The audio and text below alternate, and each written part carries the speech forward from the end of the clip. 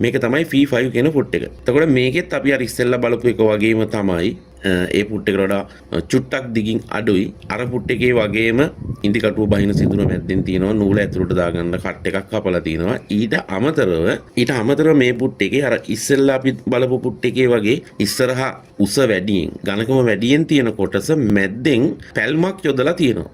මම හිතන්නේ ඔයගලන්ට මේක පේනවා ඇති. මේක මහලා පෙන්නනකොටත් ඔයගලන්ට පැහැදිලි වෙයි.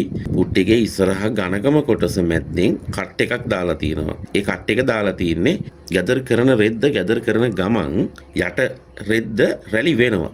ඒ අතරේ ඔයාට උඩ රෙද්දක් මේකට හමුනන්න ඕනේ කියමුකෝ. ඒ කියන්නේ යට රෙද්ද රැලි වෙනවා උඩ රෙද්ද රැලි වෙන්නේ නැහැ.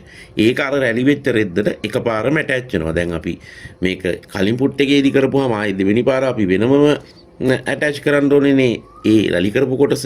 උදාහරණයක් විදිහට ඉනක් ගන්නකො. දැන් ඉන්නේ අපි හිතමුකෝ ගවුමක ඉනක් කියලා. ගවුමක ඉනක් චූටි රැලි තියලා මහනවා යට සාය කොටස. අපිට ඇටච් කරන්න ඕනේ උඩ හැට්ටේ කොටස. එතකොට අපිට දෙපාරක් වැඩේ කරන්න නැතුව මේ පුට් එකෙන් යට කොටස රැලි කරන ගමන් උඩ කොටස ඇටච් කරගෙනම යන්න පුළුවන්. ඒක තමයි මේකේ තියෙන විශේෂත්වය.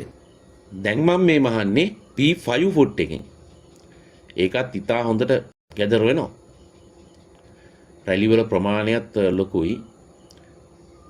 ඒ වගේම මේකෙදි අපිට යට රෙද්ද රැලි කරන ගමන් අර පුට් එකේ තියෙන ගෲව් එක ඇතුළට තව රෙද්දක් දාලා ඒක රැලි වෙන්නේ නැතුව අර රැලි වෙන රෙද්දට ඇටච් කරන්න පුළුවන්.